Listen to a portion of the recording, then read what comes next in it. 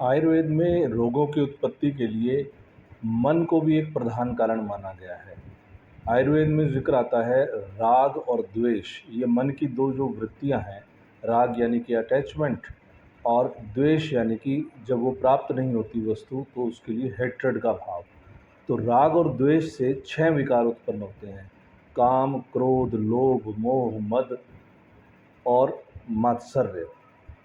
इन सब विकारों के उत्पत्ति होने से मन के अंदर एंग्जाइटी पैदा होती है, जिसे औत्सुक्य कहा गया है, और अरति पैदा होती है, जिसे रेस्टलेसनेस या कन्फ्यूजन की स्टेट कहा गया है।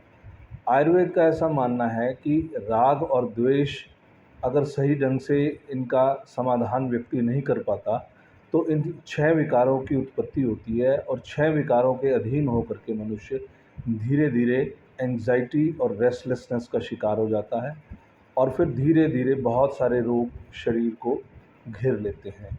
इसलिए स्वास्थ्य की परिभाषा जब बताई गई है आयुर्वेद में, तो सन्न आत्म इंद्रिय मना स्वस्थ इत्यभिधीयते, यानी कि आत्मा, इंद्रिय और मन यदि तीनों प्रसन्न हैं तो फिर स्वास्थ्य पूर्ण कहलाएगा।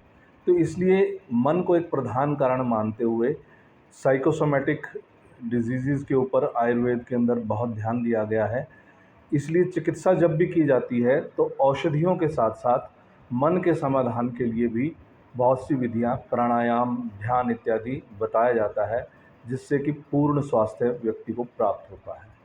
इसलिए किसी भी व्यक्ति को यदि पूर्ण स्वास्थ्य करना है तो केवल औषधियों का प्रयोग ही नहीं, औषधियों के साथ साथ दिनचर्या, अपनी ऋतुचर्या, आहार अपना ठीक रखना है और साथ में स्वस्थ वृत्त के अन्य नियमों का भी पालन करना है, जिसमें ध्यान और प्राणायाम भी आते हैं।